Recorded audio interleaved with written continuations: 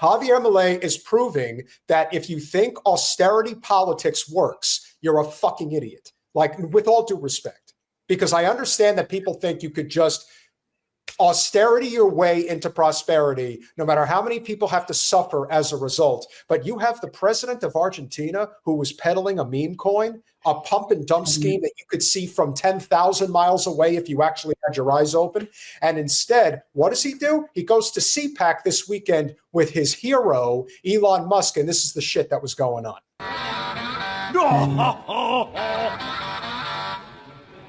Hi, my friend! How you doing? Good, how's it going? Hey. I have a bracelet for you. Thanks. On the day I was born, the nurses all gathered around. Oh, that's cool.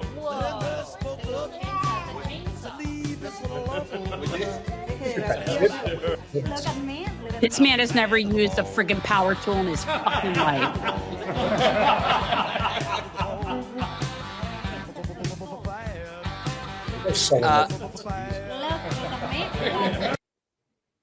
I'm sorry. Am I the only one a little unsettled that like a 5-year-old girl was right next to him holding a chainsaw? That's what I was thinking. I'm like, why is that? Why is that okay? Is there a blade on it? Yo, that's real. That's a real chainsaw. No, I understand it's real, but is there actually a blade on that? It sure looks like it. Okay, I don't know. I'm just saying, but he's a moron. Why do people think that wealth and Asperger's equals genius? I don't know, but there seem to be caretakers around there that just like, I don't know if that's Elon's daughter or some other. Well, he's got like 12 kids with a bunch of different baby mamas. So who knows? And he's been like, you know, flailing them around when my understanding is he's been ignoring them the rest of the time. So, well, there was a little clip of him apparently when he was about to get on stage at CPAC, right before he held up that big chainsaw. Apparently his kid was there and he was like 5 or 6 steps in front of his child. It's so. I hate to be the bearer of bad news, but journalistically, I need to say it did come out that was selectively edited. He did turn around for his kid. Yeah. Okay. No, my apologies. And listen, what did he do? He turned around and did what? So there was a clip going around that there was a clip going around that he was walking onto the CPAC stage and he just like abandoned his kid and let his kid wander behind him. But it was chopped up. The full clip, he did turn around and get his kid. Yeah. I mean, well, now he just, wielded a chainsaw around another. So, you know, I guess, there's some good parenting and bad. As he was wielding that chainsaw, his ex, Grimes, I think her name is, was posting on X trying to get a hold of him because their kid had a medical emergency and apparently Musk has been ghosting her. Wow. Again, like I said, I have heard not such, and again, I don't know. And I really don't care. He's such a douche canoe, people. Seriously. Like he is the worst. He is now like every time I see him now, I remember the guy from Don't Look Up. You remember the oligarch and that's who I'm thinking of. Like he's not really saying anything.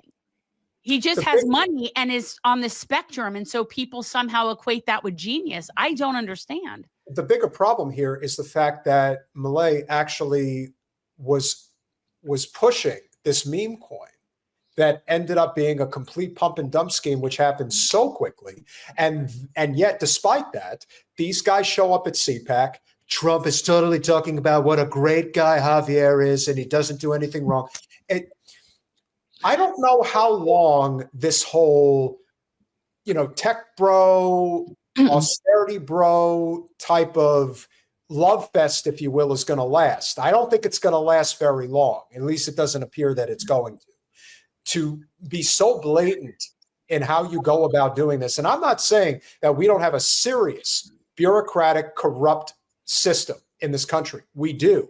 But we've gotten to the point where, because we didn't deal with it, you've now allowed the richest man on paper in the world to basically just run roughshod over our system. And wait, can you address though, Peter, like, you're talking about the breakup of Musk and Trump. Is that what you're talking about? Because I want to address how I think we should be handling that. And you and I have talked about this. Guys, I want to have sort of like some sort of betting situation. Which of these two couples will break up first? Will it be Trump-Musk or will it be Taylor and Travis? And this is what I think we should be following. Which one of those two couples will break up first? Just saying.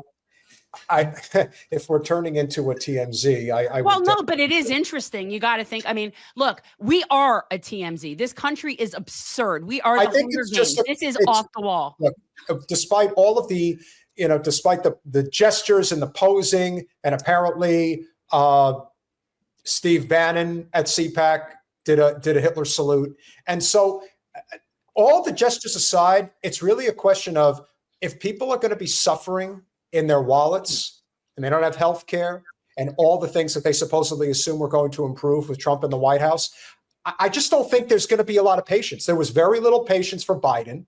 There, of course, was no patience for Harris. And now that Trump is back and people were claiming that the economy was technically better when he was in the White House, well, what's going to improve? And I already know for a fact in my line of work, interest rates are not coming down. And one of the biggest reasons they're not coming down is because while on the one hand, you may agree with the concept of Doge and what it actually stands for, here's something a lot of people don't know. Doge, its original incarnation, was created under Obama. So this is something that's been sitting on the shelf for a while, and somebody finally decided to make use of it, calling it Doge and making it a meme, if you will, at the same time. But he's moving at such breakneck speed that people are freaking out. They don't know what to think. So I don't know. I think that it's a short-term marriage for the most part. But if you're going to be so blatantly criminal, as Javier Milei clearly is, with peddling a meme coin, which was clearly a way for his rich buddies to make money, like any other freaking coin is created to do so. I don't know how long people are going to want to put up with this. I don't. I think a lot of people are not forgetting, but it's not being discussed enough. Trump has no loyalty to anyone, but his short-term loyalty, his short-term romance, he does respect people with money. Yeah. He loves people who are, rich and successful because it makes him feel richer than he actually is. And there is a track record of pay for play with Trump, at least in the short term. Sheldon Adelson, when he was alive, the big Republican money man, gave him at the time $30 million to his 2016 campaign. And in return, Trump moved the embassy, the Israeli embassy from Tel Aviv to Jerusalem. Musk gave him $300 million. I mean, that's a ton. And frankly, when Biden dropped out, there was a short period where I think Kamala Harris had a shot. She ruined her campaign, which is a whole nother story. But for Donald Trump, potentially has Elon Musk to thank for keeping him out of jail. Because I think if he would have lost, he was facing a conviction, at least in one of the cases. Whether it would have been jail or not, who knows?